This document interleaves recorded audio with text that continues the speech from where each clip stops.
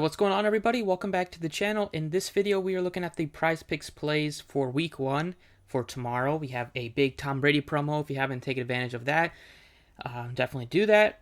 99% off, just need one passing yard. So we'll go through. I'll give you guys 5 picks that I really like. I'll skip the Tom Brady prop because obviously that's a freebie. Throw that in if you want to. But you can limit that to like $25 if you're making a 5 pick. So if you're playing a little bit more, then obviously you can't use that. But let's get into it. If you guys enjoy the videos, appreciate it. Hit the like button for me. Subscribe if you haven't already. You can check out other links down below in the description. Twitter, website, that's down there. If you have any questions, leave them in the comments below. Check out the final look video that I posted yesterday and the other videos if you haven't yet for this week. Thank you for the support on those. And let's go ahead and get started. I don't want to waste any more time. So the first props that I like, and obviously you just have so many different categories to pick from. You have well over a dozen categories. There are some that have better, in my opinion, that look better right out of the gate. So first one is going to be obviously Joe Mixon is one of my guys that I really think you can look to in a couple of different categories. So if you look at his receiving yards at 15.5, this is one that he's cleared 4 out of 5 heading into the playoffs. He was really good at in terms of just being like a workhorse, and even for most of the regular season he was, and that should continue this year. They didn't bring in any new running back to kind of take work away from Mixon. There's still Pirine back there. There's still Evans. But Mixon is going to be a 3-down back. He can catch passes, as we saw. This could be one that he hits in the first quarter if he gets some space. And going up against the Steelers, they were very bad at in terms of giving up fantasy points to running backs. If we look at based on last season, so against running backs, they were giving up the 6th most fantasy points there. So if Mixon continues like he should have a big year this year, and he is pretty popular this week, then definitely 15.5. Receiving yards looks like one prop that is just very enticing. Another Joe Mixon prop that I like a lot is over 2.5 receptions. This one is greened out 5 straight games, and he was averaging 5 receptions. So now that it's only at 2.5, this could be one that we look to as well if you're not that enticed with the receiving. But I feel like if Mixon is going to get 3 receptions, then he's probably going to get more than 15.5 receiving yards, because that unless he gets less than 5 yards per reception. But you could easily get like a 10-yard catch or like a 15, 16-yard catch.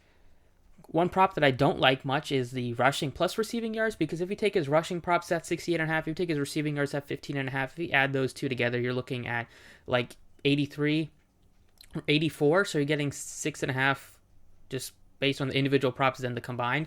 So obviously either take his rushing or receiving. Personally, I like the receiving more just because it's a lot lower and the matchup is good. So that is the first prop we're looking at.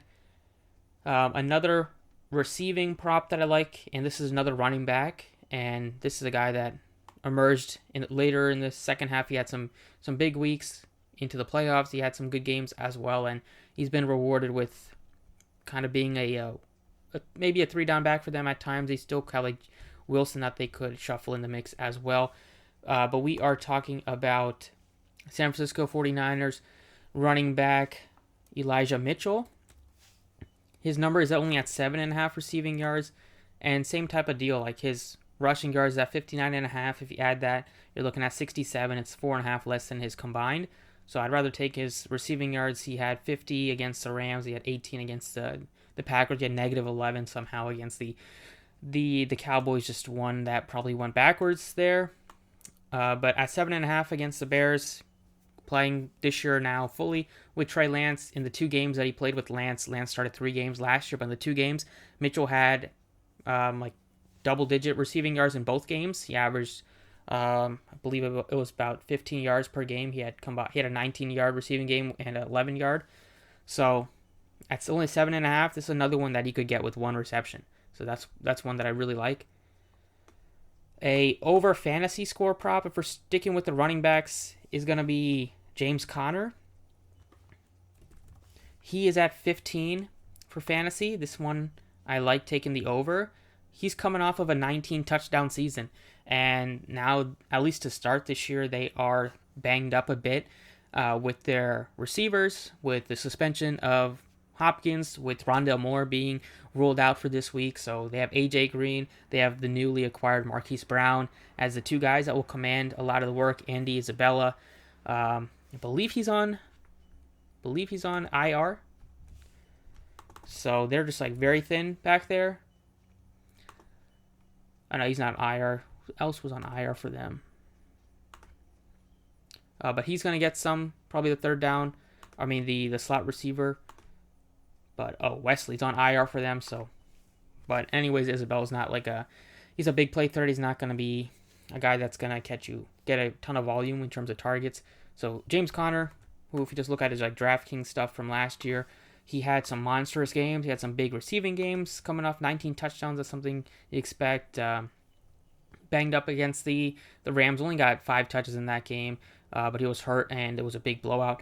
But he did have a touchdown there against the Seahawks. Before that game, he had 27 fantasy points, 21 touches, a 10-touch game, which was also a blowout. But then you follow that up with a 22-touch game, and he had 9 receptions in that game, 26 touches, 26 touches once again, and that was a 40 fantasy point game.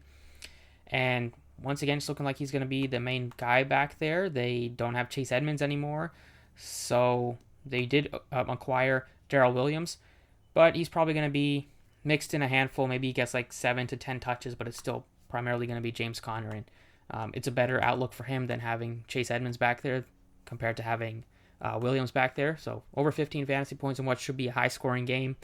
If he gets a touchdown, it'll be a lot easier for him to hit that one, which good chance that he could score a touchdown with them not having Hopkins and them not having Rondale Moore and some other big play threats. So those are 3 props that I really like. All 3 are running backs, but I think that the receiving is super low for both Mixon for the role that he gets. For Elijah Mitchell also could be a 3-down back, and then James Conner also will get you probably close to 15 to 20 touches. If not over 20, if they decide to give him a big workload. So those are some running back props. There's some other really good props that we can look at if we're taking a look at over the touchdowns, passing, rushing, plus receiving touchdowns. You have Najee Harris. He's at half, and there's a good chance you could get one on the ground or through the air. Another one that's at a half is Christian McCaffrey. This is like minus 125 on sportsbooks. Him as well as Aaron Jones will be probably my 2 favorites, just because they have just as likelihood of getting one through the ground or catching one out of the backfield and scoring, especially with how banged up the Packers are. And then even James Conner, you can throw him in there if you need another running back for over a touchdown.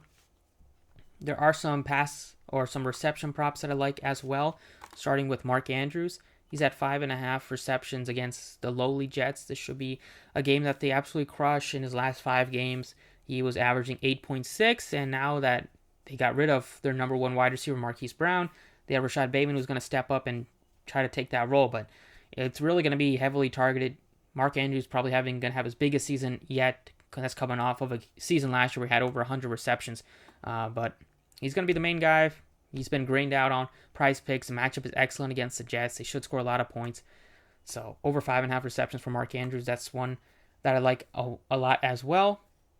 And another one that's pretty appealing. This is the newly acquired AJ Brown for the Eagles. He's at 4.5 receptions. This one is close to minus 150 on sportsbooks. And Brown is going to be probably targeted early and often. They try to get him accustomed to being an Eagle, and we know Hurts and Brown have great history, and he was having a great training camp. The Eagles were one of the teams that didn't play their starters in the preseason, so they should be well rested, ready to go. There might be a little bit of rust, but hopefully Hurts and Brown, having known each other for years and being good friends, they probably built on that by themselves.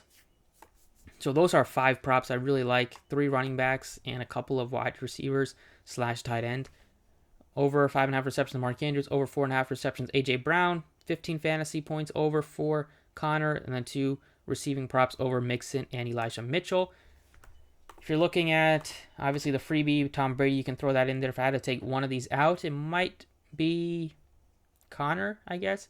But I would still have run these 5 and then throw in Brady and do that for one of them if you wanted to. Field goals made. All these guys are at 1.5. You want to go with guys that and teams that will likely kick the field goal instead of going for it on fourth down, like the Bills. Even though the Bills kicker is always viable with Bass just because of how many points they score, but probably like Ryan Suckup should be a high scoring game against the Cowboys. He's probably my favorite of these kickers. And yeah, definitely him as of now. Evan McPherson, also a tremendous leg for him. For the Bengals, they should put up some points against the Steelers. Those would be two that I like. And then Koo, just because he's like automatic, and the Falcons could get stuffed when they're inside the opponent's territory. So, but that's it for me for the prize picks this week. Let me know what you guys think. Hopefully these all hit. Best of luck, and I will see you all next time.